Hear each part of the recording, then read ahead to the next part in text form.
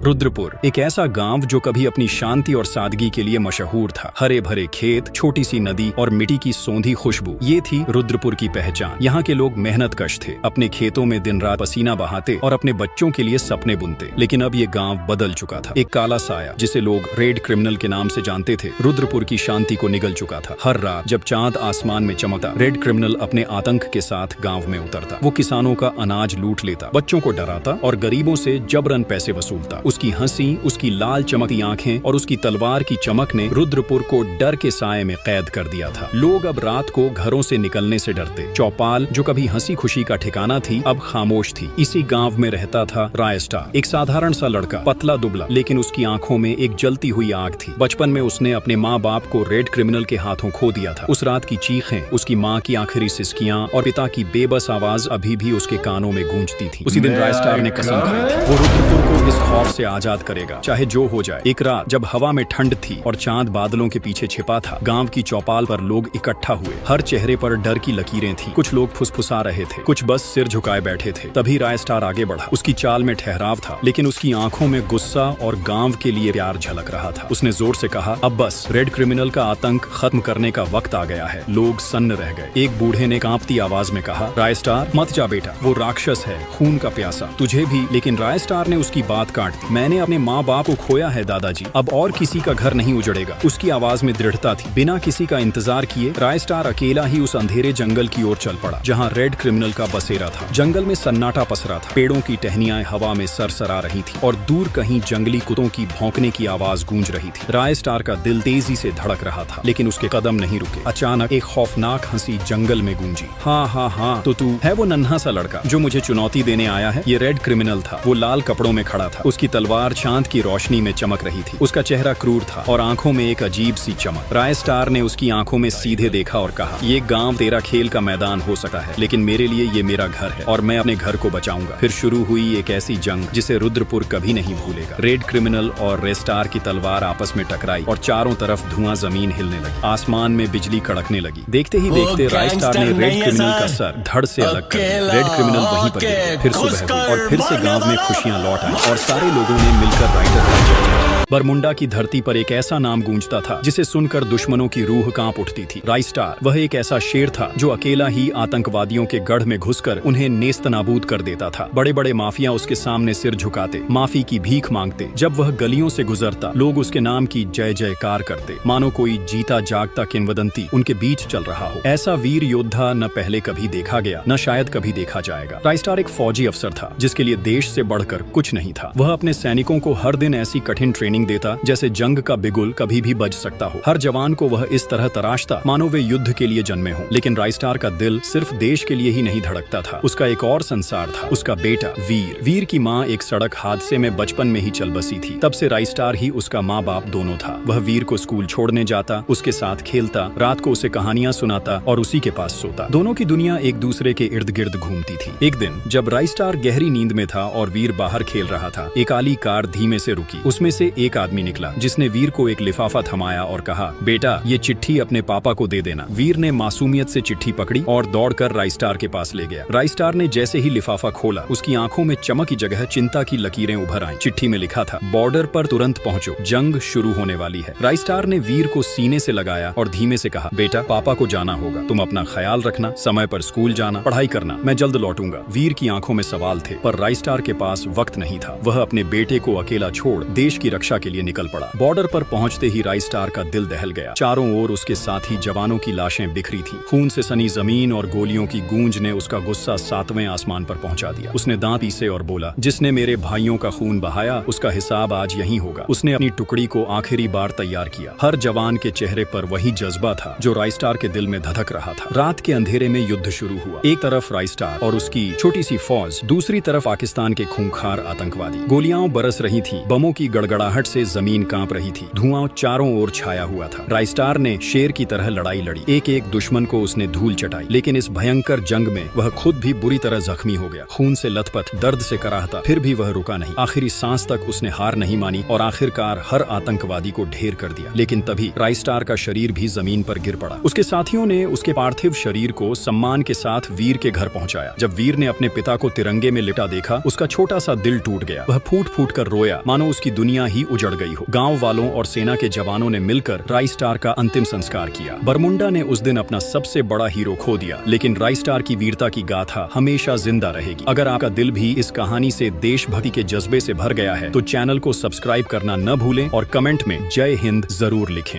बहुत समय पहले अंधेर खोली नाम का एक वीरान इलाका था, जहां सूरज की रोशनी भी ठीक से नहीं पहुंचती थी। लोग कहते थे वहां एक छाया बाबा रहता है, जो भी उस जगह गया उसका साया भी वापस नहीं आया। उस इलाके के पास एक गांव था, रोशनपुर। रोशनपुर में एक सीधा सच्चा लड़का रहता था, राइस्टार। उसके पिता नहीं थे और माँ बीमार रहती थी। घर में रोज की रोटी भी मुश्किल से मिलती थी। एक दिन गांव में हंगामा मच गया। ब्लैक हंटर नाम का खतरनाक आदमी गांव में आया और सीधा राइस्टार के घर पहुंचा। बोला, अबे ओ बुढ़िया, तूने जो 1 साल पहले मुझसे 1 लाख रुपए लिए थे, अब तक लौटाए क्यों नहीं? राइस्टार की माँ ने हाथ जोड़कर कहा, बेटा हालात बहुत खराब हैं, थोड़ा वक्त दे दो। ब्लैक हंटर बोला, सिर्फ 7 दिन का टाइम है, नहीं तो अगली बार मैं तेरा मुंह नहीं देखूंगा। राइस्टार उस वक्त पास के कुएं पर पानी भर रहा था। घर आया तो देखा माँ बेहोश पड़ी है। भागकर हॉस्पिटल ले गया। डॉक्टर ने कहा, अगर ऑपरेशन नहीं हुआ तो माँ की जान नहीं बचेगी और फीस है 1.5 लाख। राइस्टार का चेहरा उतर गया। उसके पास कुछ भी नहीं था। वो बाहर आकर अकेले बैठा और सोचने लगा, अब क्या करूं? तभी एक बूढ़े आदमी ने आकर फुसफुसाकर कहा, अगर जान बचानी है तो अंधेर खोली जाओ, वहाँ एक तिजोरी है, लेकिन संभल के जाना बेटा, क्योंकि वहाँ छाया बाबा की नजर हर चीज पर होती है। राइस्टार ने सोचा, अगर माँ की जान बचानी है तो जान दांव पर लगानी ही पड़ेगी। वो रात में निकला,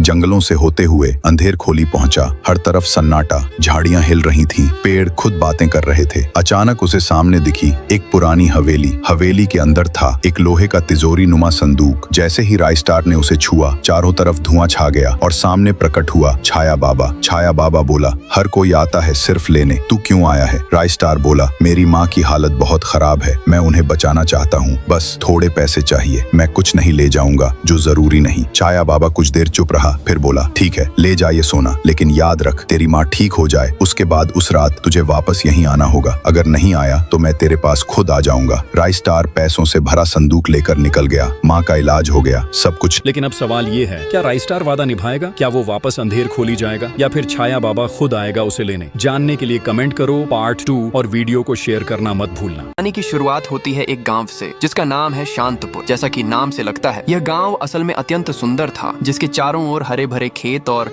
दूर तक फैली वादियां थीं। पर इस सौंदर्य को एक खौफनाक दहशत ने अपनी मुट्ठी में जकड़ा रखा था। यह दहशत थी एक आदमखोर टाइगर की। हर दिन सूर्य ढलते ही गांव के बीचों बीच एक विशाल डरावना टाइगर आकर बैठ जाता। वह पूरे गांव को अपनी खूंखार नजरों से घूरता और रात के अंधेरे में गांव वालों में से किसी एक को अपना भोजन बना लेता। ये रोज का नियम था। पूरा शांतपुर खौफ के साए में जी रहा था। शाम के ठीक 7 बजे गांव के सभी दरवाजे कसकर बंद हो जाते थे। लोग सांस रोके दुआ करते थे कि आज की रात उनकी नहीं है। कोई नहीं जानता था कि अगला शिकार कौन होगा, पर यह असली टाइगर नहीं था। यह था कालदेव, एक पाखंडी और क्रूर गुंडा जो जंगलों में छिपकर रहता था। तंत्र मंत्र और काले जादू के बल पर उसने अपने अंदर पशु रूप धारण करने की शक्ति पैदा कर ली थी। वह अब मानव से एक राक्षस बन चुका था, जिसका एकमात्र मकसद था गांव वालों को मारकर खाना। इसी दहशत भरे माहौल में शांतपुर में एक जांबाज नौजवान रहता था, जिसका नाम था राइस्टार। गांव की सामूहिक निराशा और भय के बावजूद उसकी आंखों में बहादुरी और बदले की आग जलती थी। एक रात ठीक 12 बजे फिर से वही भयानक चीख और दहाड़ सुनाई दी। कालदेव ने अपने टाइगर रूप में गांव के एक गरीब किसान को अपना शिकार बनाया और उसे घसीटता हुआ जंगल की ओर जाने लगा। मगर इस बार वह अकेला नहीं था। राइस्टार अपनी जादुई तलवार के साथ अंधेरे में दबे पांव उसका पीछा कर रहा था। कुछ दूर जाकर राइस्टार ने जो देखा, उसने उसके रोंगटे खड़े कर दिए। घने जंगल के बीच उस विशाल टाइगर का शरीर पिघलने लगा। उसकी मांसपेशियां सिकुड़ने लगी, उसकी खाल उतरने लगी और देखते ही देखते वह खूंखार जानवर अपने असली बदसूरत मानव रूप यानी कालदेव में बदल गया। राइस्टार तुरंत समझा कि यही है गांव के दुखों का कारण। कालदेव जैसे ही अपने अगले शिकार की तलाश में मुड़ा, राइस्टार ने बिजली की तेजी से अपनी जादुई तलवार से उस पर वार किया। राइस्टार की शक्ति और बहादुरी के सामने कालदेव का सारा जादू और ताकत चूर चूर हो गई। कालदेव वहीं ढेर हो गया। अगली सुबह राइस्टार ने गांव वालों को कालदेव के मृत शरीर और उसके काले जादू की सारी सच्चाई बताई। शांतपुर में खुशी और राहत की एक लहर दौड़ गई। राइस्टार ने गांव को हमेशा के लिए उस दहशत से आजाद करा दिया था। पहली बार गांव वालों ने 7 बजे अपने दरवाजे बंद नहीं किए, बल्कि अपने वीर पुत्र राइस्टार की जय जयकार करते हुए मिलकर नाच गाना शुरू किया। डर का अंधेरा छूट चुका था और शांतपुर में फिर से खुशियां लौट आई थीं। चारों तरफ धुआं फैल चुका था। हवा में अजीब सी बदबू थी और गांव के लोग धीरे धीरे बीमार पड़ने लगे थे। कोई चल नहीं पा रहा था, कोई खांसते खांसते गिर रहा था। पूरा गांव डर के साए में था। उधर पहाड़ी के ऊपर वाली पुरानी बिल्डिंग में वो साइंटिस्ट मर चुका था जिसने ये सब फैलाया था। मशीनें जल चुकी थीं और अब सब कुछ कुछ रेस्टार के ऊपर था, लेकिन उसने हार नहीं मानी। वो गांव की आखिरी उम्मीद लेकर पहुंचा एक पुराने साइंटिस्ट डॉक्टर झटका के पास, जो अब बहुत बूढ़े हो चुके थे। रेस्टार ने बोला, डॉक्टर साहब हमारे गांव को बचा लो। डॉक्टर उन्होंने कमजोर आवाज में कहा, बेटा इसका इलाज है लेकिन आसान नहीं। रेस्टार बोला, जो भी करना है बता दो डॉक्टर। डॉक्टर झटका ने आंखें बंद की, फिर बोले, दूर पहाड़ों के बीच एक फूल है गुलाबी रंग का, उसे लोग जीवन पुष्प कहते हैं, लेकिन ध्यान रखना उसे सिर्फ फूल नहीं, उसका पता सहित लाना होगा। अगर वो पता टूट गया तो उसकी शक्ति खत्म हो जाएगी। रेस्टार बिना कुछ बोले उठा और निकल पड़ा। रात अंधेरी थी, रास्ता खतरनाक, लेकिन उसके कदम नहीं रुके। वो पहाड़ों के बीच से गुजरा जहाँ बस हवा और ठंड थी। आखिरकार एक चट्टान के ऊपर उसे वो गुलाबी फूल दिखा, हल्की सी चमक, और उसके नीचे हरा पत्ता हिल रहा था। रेस्टर ने सावधानी से पूरा फूल पत्ते सहित तोड़ा। हाथ कांप रहे थे पर फूल सही सलामत था। वो तेजी से वापस गांव लौटा। गांव में सब लोग जमीन पर पड़े थे, कोई हिल भी नहीं पा रहा था। रेस्टर ने चारों तरफ देखा, फिर एक नजर गांव की सबसे ऊंची चोटी की तरफ डाली। वो वहीं भागकर ऊपर चढ़ गया और उस गुलाबी फूल को दोनों हाथों से हवा में फैला दिया। धीरे धीरे उस फूल की खुशबू पूरे गांव में फैलने लगी। हवा हल्की हो गई, लोग सांस लेने लगे, बच्चे आंखें खोलने लगे। डॉक्टर झटका ने मुस्कुराते हुए कहा, तूने सिर्फ गांव नहीं, इंसानियत को बचाया है बेटा। दोस्तों, मेरे को एक वीडियो बनाने में बहुत ज्यादा मेहनत लगा है, तो प्लीज लाइक सब्सक्राइब करके थोड़ा सा सपोर्ट दिखा दीजिए। सुखनगर एक छोटा लेकिन बहुत ही सुंदर गाँव था। हर तरफ हरियाली फैली रहती थी, आसमान में चिड़ियों की चहचहाहट गूंजती थी। गांव के बीचों बीच एक तालाब था, जो दिन में तो बेहद खूबसूरत लगता था, लेकिन रात होते ही उसका रूप डरावना हो जाता था। कहते हैं जो भी रात में उस तालाब के पास जाता वो कभी वापस नहीं लौटा। इसी गांव में रहते थे दो जिगरी दोस्त, रामू और श्यामू। दोनों की दोस्ती की मिसाल पूरे गांव में दी जाती थी। साथ घूमना, साथ हंसना और हर शाम उसी तालाब में नहाने जाना, यही उनकी रोज की आदत थी। एक दिन दोनों तालाब में नहा रहे थे, वक्त का पता ही नहीं चला और धीरे धीरे शाम ढलने लगी। रामू ने कहा, अरे श्यामू चल जल्दी, रात होने लगी है। दोनों पानी से निकले और घर की तरफ चल पड़े, लेकिन कुछ दूर जाकर श्यामू को याद आया उसकी बाइक तो तालाब के पास ही रह गई थी। उसने कहा, रामू तू चल, मैं 2 मिनट में बाइक लेकर आता हूँ। रामू बोला, ठीक है जल्दी आना। रात गहरा चुकी थी। श्यामू जैसे ही तालाब के पास पहुंचा, अचानक पानी में से कुछ निकला और उसे अपनी तरफ खींच लिया। बस